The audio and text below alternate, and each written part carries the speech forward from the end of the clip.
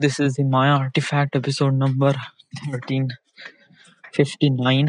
आजची तारीख आहे December 4. आता वाजले करीब रात्रीचे 11:03. माहित ना आज साला एक प्रकारे अजीबसीच फील येऊन राहिले यार. अजीबसीच फिलिंग म्हणजे की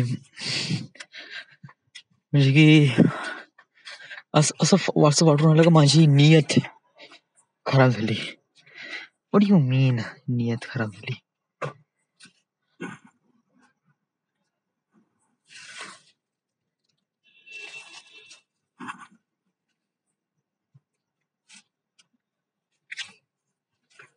just like I don't know. माझ्या अंगामध्ये खूप हवस तयार झाला आहे. हवस? Yes, I don't know. म्हणजे मी असं कोणा मुलीला पण बघितलं नाही. जस्ट लाईक हो या खरंच नाही बघितलं. जस्ट आज ब्लू फिल्म्स बघितली मी आज. येस, आणि I was really excited. Yes, so I did this by manually म्हणजे अपना हात Jagannath.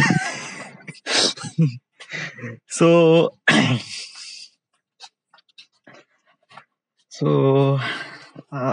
what I'm thinking is मी हे म्हणालो की राईट नाऊ मी 25 एज. या माझं एज इज 25.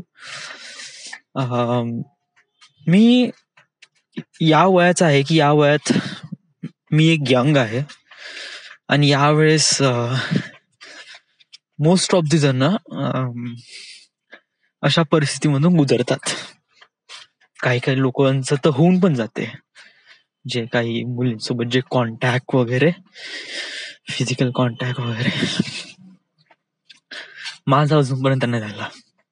लिटरली सांगतो, माझा असा कोणत्याच मुलीसोबत असा कॉन्टॅक्ट वगैरे झाला नाही.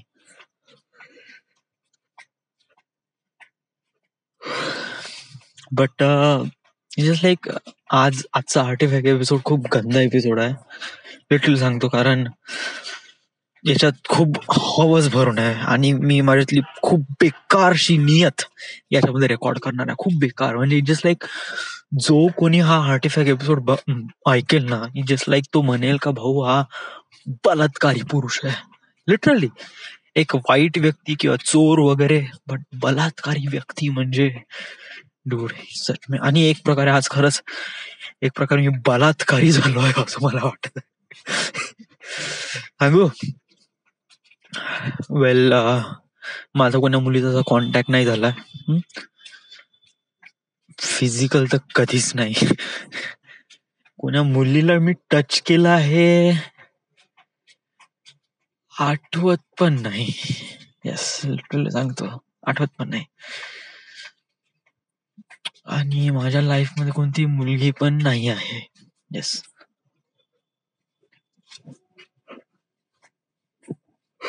So I am completely alone, completely single.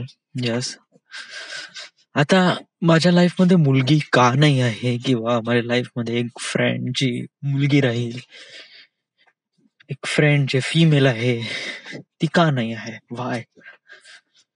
आता याचं मी रिझन नाही सांगत, कारण याचं मी रिझन ऑलरेडी तुला खूप वेळा सांगितलं आहे. So I don't want.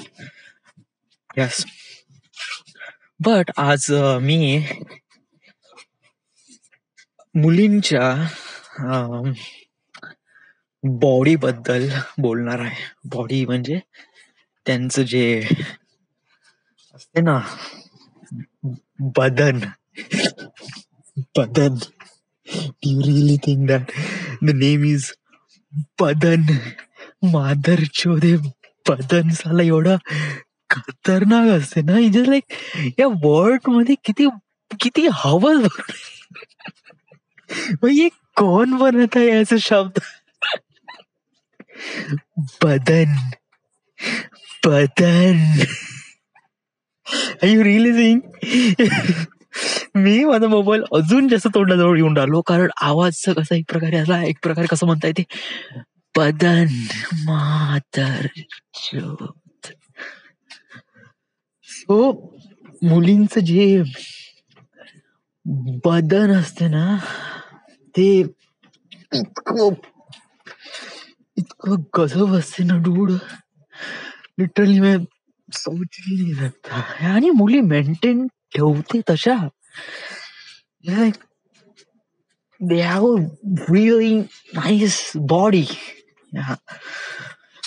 आणि yes, ते मुलींचे बदन इतके गजब असतात की बहुत.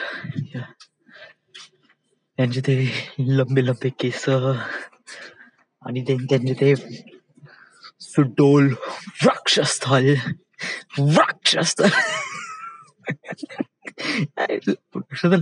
सुडोल, जस्ट लाईक सुडोल म्हणजे त्यांचे जे ब्रेस्ट, त्याला गावठी लँग्वेज मध्ये सुडोल असं म्हणतात. सुडोल. आमच्या लँग्वेज मध्ये त्याला माऊ म्हणतात. माऊ. माऊ. म्हणजे हे शब्द कुठून येतात, कोण बनवते यार का माहित, पण हे शब्द जेव्हा आपण हे जेव्हा शब्द आपण जेव्हा बोलतो ना, तेव्हा याची एक प्रकारे अजीबसीच फिलिंग आहे जरा. इट्स लाईक बदन सुडोल, एवढा थंडी. थंडी एवढी भयानक सुरू आहे इथे, खरंच म्हणजे 15-16 डिग्री सेल्सिअस तापमान आहे. आणि अशा परिस्थितीमध्ये आपल्याला दुसऱ्या व्यक्तीची गरज अति जास्त असते, अति जास्त. आणि मला बहुतेक असं वाटत आहे का मला एका अपोजिट जेंडरची गरज आहे की तिच्याकडे मी अट्रॅक्ट होईल आणि do something really crazy. I never did this thing. Yes. Well, but actually नाही. म्हणजे कसं आहे की ऍक्च्युली मुलींचा जो साथ असतो तो हलकासा स्पर्श, छोट्या छोट्या गोष्टीमधून माणसाला जे ओळखण्याचं जे एक प्रकारची मेथड असते, मला त्याच्यात चांगलं इंटरेस्ट वाटते. ना की जर स्टार्टिंग पासूनच गर्लफ्रेंड आहे, लग्न झाल्यानंतर तुम्ही गर्लफ्रेंडला बिकेम वाईफ बनवत आहात, तर लवकरच हे बोर पर्सन जाते. लिटरली सांगतो. म्हणजे सांगण्यासाठी ते लोक म्हणतात की नाही आमच्यामधला इंटरेस्ट आताही आहे, बट इन द एंड माहित नाही अरेंज मॅरेजला लोक काय एवढे करतात. म्हणजे असं म्हणतात की arrange marriage is lucky draw, लागला तर लागला, नाही तर नाही लागला. व्हॉट इज दिस? अरे प्रेम म्हणजे आकर्षण असते. जे आजकालच्या लोकांना जे लव्ह वगैरे होतात ना, ते लव्ह म्हणजे जस्ट आकर्षण आहे रे एकामेकांचं. प्रेम म्हणजे काळजी. तुमची आई तुमच्यावर प्रेम करते ना की लव्ह करते. तुमचे वडील तुमच्यावर प्रेम करते ना की लव्ह करते. भाषा एकच आहे, लव्ह म्हणजे प्रेम एकच होते. बट आता याचे 2 मिनिंग झाले. लव्ह म्हणजे तुमची गर्लफ्रेंडच करू शकते आणि प्रेम म्हणजे तुम्ही आई वडील वगैरे करता. प्रेमामध्ये असते काळजी एकमेकांची.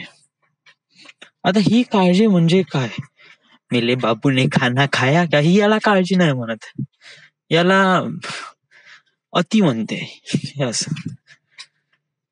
सांग बरं, एक मुलगा आहे ज्याची गर्लफ्रेंड आहे, मुलाचा ऍक्सिडेंट झाला आहे आणि त्याचा पाय तुटला आहे.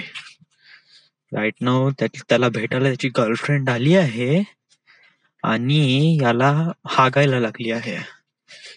आणि त्याला हागायला जायचं आहे, तर तेव्हा तो कोणाला बोलवेल?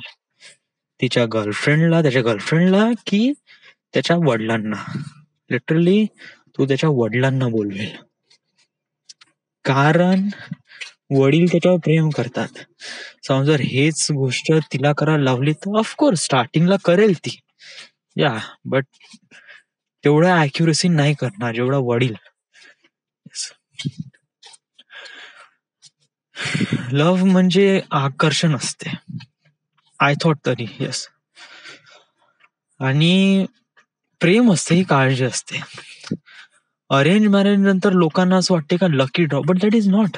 या, अरेंज मॅरेज म्हणजे कसं आहे की एक प्रॉपरली विचारपूर्वक घेतलेला एक निर्णय असतो, ज्या निर्णयामध्ये आपले आई वडील अशा व्यक्तीला सोपवतात आपल्या मुलीला की त्या आई वडिलांना हमी असते किंवा गॅरंटी असते की हा मुलगा आपल्या मुलीला आयुष्यभर साथ देऊ शकणार, आयुष्यभर. बस हे त्यांची एक प्रकारे गॅरंटी असते. म्हणूनच ते लोक नाही का आपल्या चांगल्या मुलाला मुलगी देतात, राईट. लव्ह मध्ये काय असते की एक प्रकारे आकर्षण असते, मुला मुलीचं आकर्षण, मुली मुलांचं आकर्षण. आता अशा परिस्थितीमध्ये होते ना की या आकर्षणामध्ये दोघं एकमेकांसोबत भेटतात, बोलतात, आकर्षणचं बिकेम लव्ह. त्यांना असं वाटते की ते एकमेकांमध्ये रिलेशनशिप मध्ये आहात, त्यांना खूप चांगलं वाटते, खूप मस्त वाटते, अरे हवेत एक फूट उडल्यासारखं वाटते, खूप गजब. लव्ह म्हणजे it was like a really amazing feelings. Life मध्ये ही फिलिंग्स मे बी आपण रिअलाइज करावं. या, जस्ट लाईक लाईफ मध्ये काही स्टेजेस असतात आणि ते मे बी ऍक्च्युली व्हायला पाहिजे. लाईफ मध्ये कसं आहे की कॉलेजमध्ये असताना गर्लफ्रेंड असणं गरजेचं आहे, प्रेमात पडणं गरजेचं आहे, बट त्याला सोबत घेऊन चालणं गरजेचं नाही आहे. 2-3 वर्ष तुम्ही सोबत राहा, ब्रेकअप करा, लग्न करा दुसऱ्या व्यक्तीसोबत, राईट, आणि मग त्याच्यासोबत संसार साठा. हा त्याचा मिनिंग आहे, म्हणजे एक प्रकारे प्रॉपर एन्जॉयबल लाईफ. बट माझं कसं आहे की मी लग्न झाल्यानंतरच मी या साऱ्या गोष्टी करीन. बट मला पण काही माहित नाही ऍक्च्युली व्हाय, कारण मलाच नाही माहित का पुढे जाऊन माझी लाईफ कशी राहणार आहे. जर मी पुण्याला गेलो आणि फिल्म स्कूल मध्ये गेलो आणि तिथले कोणते पर्सन आहे जो मला आवडला, तर व्हॉट वुड आय डू? तेव्हा मी काय करीन, राईट. तेव्हा माझ्या मनात तिच्याबद्दल असं कोणत्या भावना वगैरे राहील.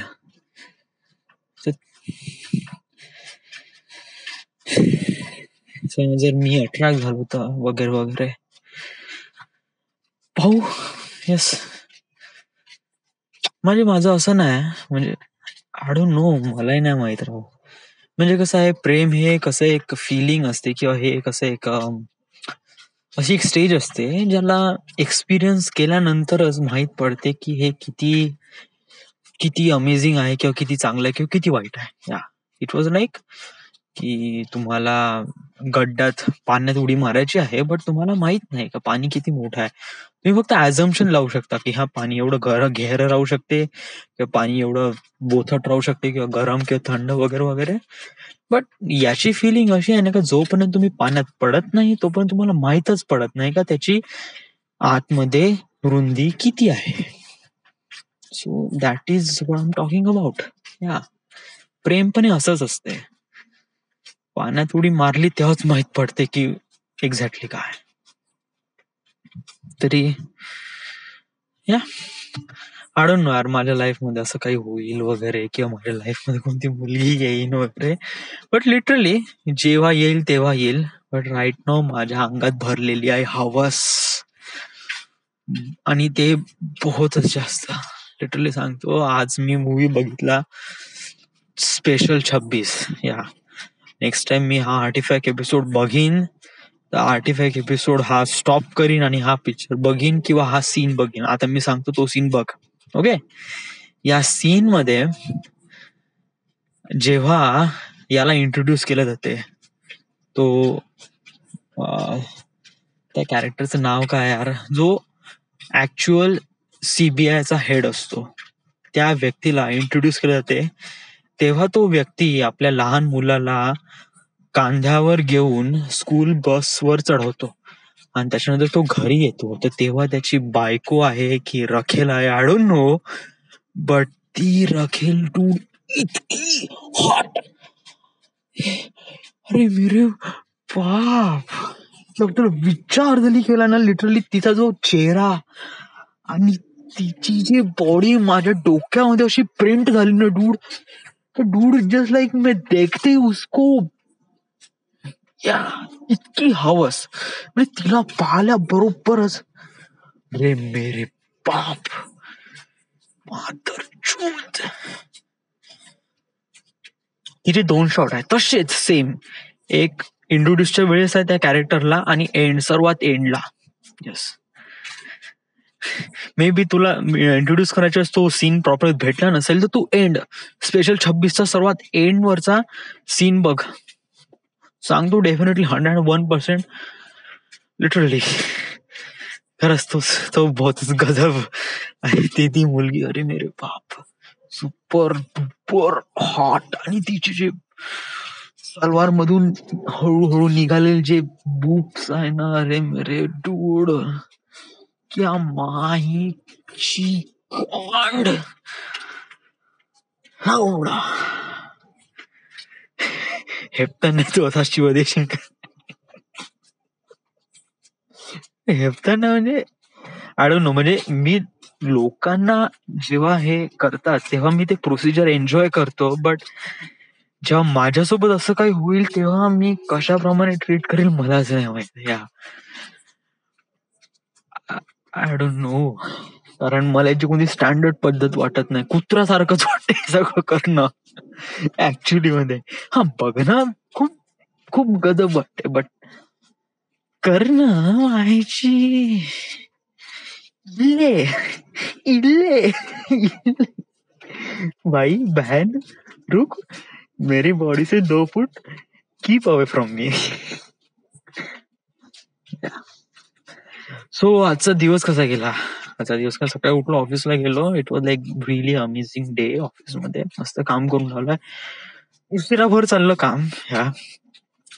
त्याच्यानंतर संध्याकाळी मी 5 वाजता आलो, पोट साफ केलं, झोपलो नाही मी. यास पेपर आहे माझा 10 तारखेला, लिटरली माझी काहीच पढाई नाही आणि मला काहीच वाटत नाही. मी त्याचे 10,000 रुपये भरले, कसं होईल, मी पुण्याला जाईन का नाही जाईन, काही बहुत कठीण परिस्थिती आहे. तरी स्वतःवर विश्वास आहे आणि आपण ही गोष्टी करू शकतो. So just figure out something.